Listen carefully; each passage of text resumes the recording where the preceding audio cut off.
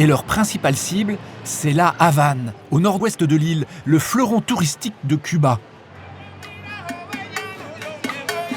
Une grande ville en bord de mer, pleine de charme, avec ses fortifications, sa vieille cité inscrite au patrimoine de l'humanité, où le temps semble s'être arrêté dans les années 50. Ici, le moindre hôtel fait le plein en toute saison. À elle seule, la capitale draine près de 2 millions de touristes chaque année.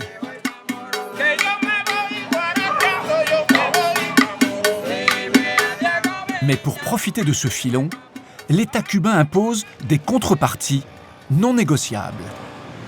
Démonstration sur le bord de mer. Voici le genre d'emplacement dont rêvent tous les géants du tourisme. Un espace immense face à l'océan et à 2 pas du centre-ville. Mais pour le décrocher, la bataille a été sanglante. Et voici l'homme qui l'a emporté, Éric Père, le représentant du groupe français Accor, 3700 hôtels dans le monde. Donc quand on voit des grues et des marteaux-piqueurs, c'est bon signe. En tout cas pour les hôteliers que nous sommes. En poste à Cuba depuis 20 ans, Éric sait qu'il vient de réussir un très joli coup. On va jeter un petit coup d'œil dans la partie constructive. Donc cet immeuble-là va être démoli. Hops. À cet endroit s'élèvera bientôt un 5 étoiles de 200 chambres. Il n'y a pas mieux. Il n'y a pas mieux. C'est le numéro 1. C'est-à-dire que cet hôtel-là sera sur toutes les cartes postales.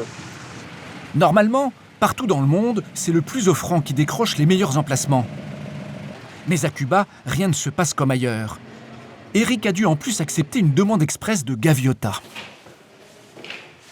Bonjour. Bienvenue dans le bureau. La toute-puissante agence touristique de l'État lui a enjoint de s'occuper d'un autre hôtel, bien plus difficile à gérer, dans un endroit très éloigné du cœur touristique de La Havane. Toute l'année, les 80% des avions viennent sur La Havane. Et Gaviota voudrait maintenant développer le business touristique sur le reste de l'île. L'agence a donc prié Éric de bien vouloir gérer un hôtel plus loin, vraiment plus loin, à 600 km de là. Mais un hôtel ici, sur ce côté de l'île, c'est moins rentable qu'à La Havane. Seulement Gaviota ne lui a pas laissé le choix. Nous allons vous donner quelque chose à La Havane, mais nous avons besoin de vous sur Cayo Coco ou sur Holguín, dans des zones où le tourisme est encore vierge ou à développer. Et maintenant, pour Éric, le plus dur commence. Essayer de tirer le meilleur parti d'un hôtel situé à l'autre bout de l'île.